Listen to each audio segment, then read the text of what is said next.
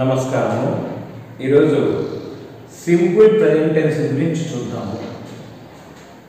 Tense దేనికి ఉంటుందంటే verb ఉంటుంది. సో టెన్స్ నేర్చుకునే ముందు వెర్బ్ 3 రూపాలు ఉంటాయి, అవి కూడా నేర్చుకోండి. ప్రెజెంట్ టెన్స్, పాస్ట్ టెన్స్, మూడోది పాస్ట్ పార్టిసిపుల్ అంటుంది.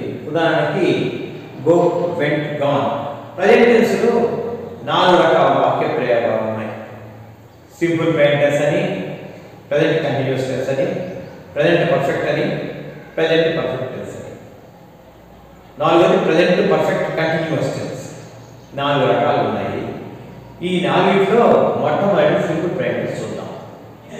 సింపుల్ ప్రెజెంట్ టెన్స్, దాన్ని సింపుల్ ప్రెజెంట్ టెన్స్ అని ఎందుకంటే చాలా సింపుల్గా ఉంటుంది. అయితే రాయడం చాలా సింపుల్గానే ఉంది, కానీ సందర్భాలు మాత్రం చాలా ఎక్కువే ఉన్నాయి. నిశ్చితంగా మనం పరిశీలిస్తేనే రాయాలి. దీనికి సింపుల్గా సబ్జెక్టు వెర్బ్ యొక్క తొలి రూపం సరిపోతుంది. వెర్బ్ యొక్క థర్డ్ పర్సన్ సింగులర్ నెంబర్లో ఉన్నప్పుడు వెర్బ్కు ఎస్ కానీ ఈఎస్ కానీ ఐఈఎస్ కానీ కలుస్తుంది. దీనికి సంబంధించి పూర్తి వివరాలకి పార్ట్ ఏ చూస్తే మీకు పూర్తిగా అర్థమవుతుంది.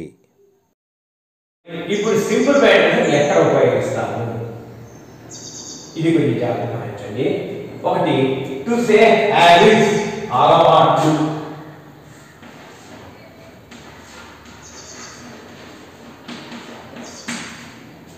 టు సే హ్యాబిట్స్ అలవాటు చెప్పడానికి. He goes to school by bus. బస్సులో వెళ్తాడు వాడి అలవాటు. The baby cries for milk in the morning. పాప పాల కోసం పొద్దున్నే ఏడుస్తుంది. కాబట్టి ఇలా అలవాటు చెప్పడానికి ప్రయత్నిస్తాం. ఒకటి. తర్వాత సందర్భము, to say general truth. General truth అంటే నిత్య సత్యము. ఏ రోజైనా అది ఎట్లనే ఉంటుంది. నిన్న ఒక రకంగా, ఈరోజు ఒక రకంగా, రేపు ఒక రకంగా ఉండదు. అలా ఎప్పుడూ ఒకటిగా ఉండేదాన్ని నిత్య సత్యం అంటారు. దాన్ని సింపుల్ ప్రెజెంట్స్లో చెప్పాలి. చూడండి, the sun rises in the east. సూర్యుడు తూర్పున ఉదయిస్తాడు. ఇది నిన్న ఒక రకంగా, ఈరోజు ఒక రకంగా ఏముండదు కదా. సో ఇది జనరల్ ట్రూత్ అంటారు. Milk is white. పాలు ఎప్పుడు తెల్లగానే ఉంటాయి. అంటే ఇలాంటి జనరల్ ట్రూత్స్ లేదా నిత్య సత్యాలు ఎప్పుడు మీరు చెప్పదలుచుకున్నా, the earth revolves from the sun. చూడండి, హనీ స్వీట్. ఇవన్నీ కూడా హనీ వాజ్ స్వీట్ అని చెప్పకూడదు, ఎందుకంటే అది ఏ రోజైనా తీయగానే ఉంటుంది. కాబట్టి ఇలా చెప్తుంటారు. ఇలా మనం నిత్య సత్యాన్ని చెప్తాం. Fortune favour the Brave. అదృష్టము ధైర్యస్తుల్ని లేదా ధైర్యవంతుల్ని వరిస్తుంది అని చెప్పదలుచుకున్నటువంటి వాక్యం. ఇది కూడా నిత్య సత్యం. కాబట్టి ఇలాంటి నిత్య సత్యాలు ఏం చెప్పదలుచుకున్నా సింపుల్ ప్రెజెంట్స్లోనే చెప్పాలా అని మనొక సెంటెన్స్లో చెప్తే తప్పే ఉంటుంది. ఒకవేళ డైరెక్ట్ ఇండైరెక్ట్ స్పీచ్లో ఇలా ఇచ్చి, ఉదాహరణ milk is white, the teacher said milk is white అని అనుకోండి.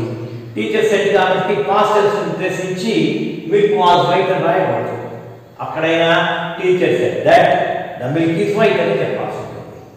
కాబట్టి వీటిని ఎప్పుడు కూడా టెన్స్ మార్చకండి. టెన్స్ మారిస్తే ఎవరికి పాస్ట్ టెన్స్లో రాసే ప్రయత్నం చేయడం, డైరెక్ట్ స్పీచ్లో రిపోర్టింగ్ వెర్బ్ పాస్ట్ టెన్స్లో ఉంది కాబట్టి మార్చాల్సిన కుదరదు, అట్లా చేయకూడదు. Next, to say planned future action. To say planned future, భవిష్యత్ యాక్షన్ మేము నిర్ణయించగలగా ఉంటే, టు సే ప్లాన్ ఫ్యూచర్ భవిష్యత్తు నిర్ణయించే ప్లాన్ ప్రకారమే ఉంటే ఇలాంటివి కూడా మనము సింపుల్ ప్రెజెంట్స్లో చెప్తాం. ప్లాన్ ఫ్యూచర్ అంటే ఏంటి? ఇంకా నిర్ణయం చేసాం, రేపు ఎదురుగా ఉన్నాడు మనసు అనుకునేసాం, దాన్ని ప్లాన్ ఫ్యూచర్ అంటాం. She goes to Delhi tomorrow. నిర్ణయం జరిగిపోయింది కాబట్టి ఇంకా ఎట్లా సిద్ధపడిపోయింది. కాబట్టి రేపు అనేది రాబోయే కాలంలో భవిష్యత్తులో ఉన్నప్పటికీ కూడా దాన్ని సింపుల్ ప్రెజెంట్స్లోనే చెప్తాము. She goes to Delhi tomorrow. They leave for London next week. నిర్ణయం చేశారు, నెక్స్ట్ వీక్ లండన్కి వెళ్తున్నట్టుగా వాళ్ళు నేర్చుకున్నారు కాబట్టి సింపుల్ ప్రెజెంట్స్లోనే వచ్చింది. కాబట్టి to say plan future actions plan ప్రకారం ఉంటే అలాంటి వాటిని సింపుల్ ప్రెజెంట్స్లో చెప్పచ్చు. అంటే ఇక్కడ మీరు గుర్తుపెట్టుకోండి, ఫ్యూచర్కి సంబంధించినవి కూడా సింపుల్ ప్రెజెంట్స్లో చెప్పచ్చు. అందుకనే దీనికి వైడ్ రేంజ్ ఉంది, దీనికి స్కోప్ ఎక్కువ ఉందంటే ఎందుకని కారణం. ఇన్ ఎక్స్క్లమేషన్ ఆశ్చర్యాత్మకం అన్నీ కూడా సింపుల్ ప్రెజెంట్స్ అని చెప్పండి.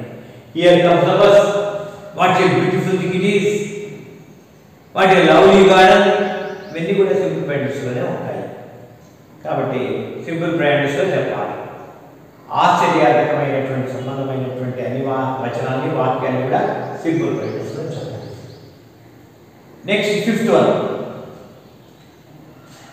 in vivid narrative as substitute for simple past, as a substitute for simple past.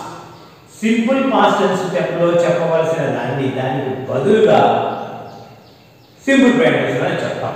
ఎందుకంటే డ్రామా లాగా కంటి ముందర కనబడేటట్టుగా చూపిస్తున్నారు, కంటి ముందర చదువుతున్నట్టుగా ఉంది. కాబట్టి ఇది నేరేటివ్, కథని చెప్పేటువంటి టెక్నిక్. ఇదిగోటి హీరో వస్తున్నాడు అట్లా చెప్తాం. కాబట్టి ఇక్కడ కూడా lord Srirama wants to go to Lanka to kill Ravana. రాముడు లంకకు పోవడానికి నిర్ణయించుకున్నాడు, పోదలుచుకున్నాడు.